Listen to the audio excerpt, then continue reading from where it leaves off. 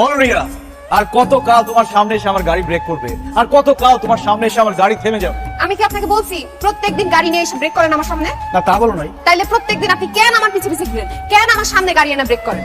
কেন তোমার সামনে এলে আমার গাড়ি ব্রেক হয়ে যায়? কেন তোমার সামনে এলে আমার মাথা নিচু হয়ে যায়? কেন তোমার পথপানে আমি অপেক্ষা করি? সেটা কি তুমি বোঝো না?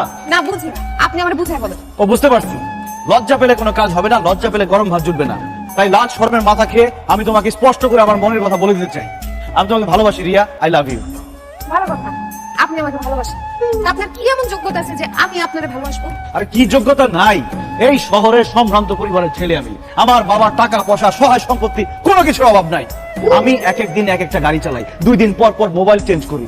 আমি আজকে যেই পোশাক পরি কালকে সেই পোশাক আমি ছুঁড়ে ফেলে দিই। আজকে এই দেশে তো কালকে সেই দেশে। আমি সারা জীবন ঘুরতে ভালোবাসি। তুমি আমার মতন এমন যোগ্য বয়ফ্রেন্ড কোথাও পাবা না। আপনার কথা শুনে বুঝতে পারছি আপনি অনেক বড় লোক আছেন, কিন্তু আমি বড় লোক পছন্দ করি।